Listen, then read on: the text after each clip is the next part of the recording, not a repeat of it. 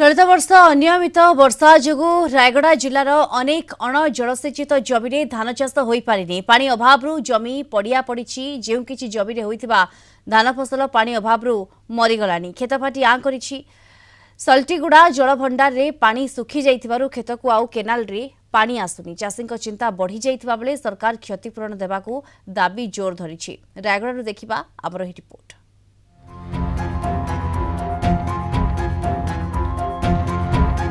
पानी अभावरू खरीफ रे धान चाष होई नाही। चाषी धान रोई न पारी तली घेरा को बिड़ा बांधी खेतरे थोई देइथिले। खरीफ धान एबे अमल हेबो किंतु वर्षकर खाद्य जोगाड़ करि न पारी चिंतारे चाषी। ए होछि रायगड़ा जिला सदर ब्लॉक कुलसिंगी गाँर दृश्य। खरीफ रे स्वल्प वृष्टिपात जगु चाषी माने धान चाष करि पारि नथिले। शह शह एकर चाष जमी पड़िया पकाइथिले। पानी सुविधा थिबा कुलसिंगी गाँर किछि चाषी धार खरच करी धान चाष करिथिले। हेले प्रकृति दाउ साधिला। आवश्यक ठारू बहुत कम वर्षा हैला। सिलिटीगुड़ा जलभंडार जलस्तर कमी जिबारु केनाल ले पानी आसिला नाही। हमरो 5 एकर खंडे धान लगेतलो पूरा पड़ी गला। ऊपर डैम अछि 62 मीटर बंधा अछि किंतु पानी नाही डैम रे। धान पूरा मरि गलानी।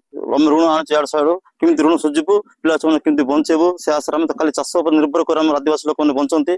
हम तो कोड़े हम दम थाई पारनु कि पारबो नाही। हम धान ऊपर हे निर्भर कर चाष पर निर्भर कर बचतलो। पानी रो अभाव धान तळी मरि गला। के जण टिके से धान पानी उठे के बध्य के जण चाष कले कि तांकर पुड़ी जाईची।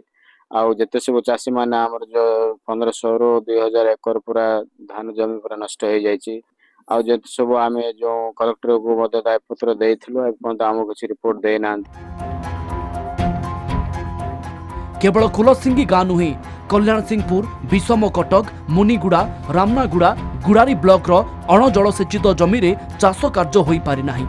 जिले में 1,82,604 हेक्टर चाष जमी मध्यरु 69,000 हेक्टर जलसेचित। 1,13,604 हेक्टर अण जलसेचित। खरीफ रे जिले में मोट चलित वर्ष धान चाष होईछि। बड़का जमी रे कपा पनीपरिबा सहित किछि डाली जातीय फसल होईछि। तेबे पानी अभावरु चाष क्षतिग्रस्त होइथिबारु चाषी माने क्षतिपूरण दाबी करिसेंती। तेबे क्षुद्र जलसेचन विभाग निर्वाही जंत्री कोन कहउचंती शुणंतु। गत वर्ष बड़े वर्ष भी हम बोली पानी पाइब बोली आम चाषटा आशारे लगेलु किंतु ए वर्ष हो पारानी। आज्ञा सब चाष गुड़ाक जड़ फुड़ी 5 हो गलानी सब पुड़ी गलानी जमी पाटी आँ हो गलानी। सर अन्य विभिन्न जगह आनी आम से ऋणटा केमती सुझिब सर। 1000 हेक्टर जमी सब नष्ट होइछे। आज्ञा आगर मूल पानी दिया होतला लास्ट आवर पानीटा कम होबा जगरो प्रोजेक्ट देई होना। वर्तमान से प्राय सब आड़े धान पाची सारलानी। हाथमुंडा अंचल प्राय पाची सारलानी।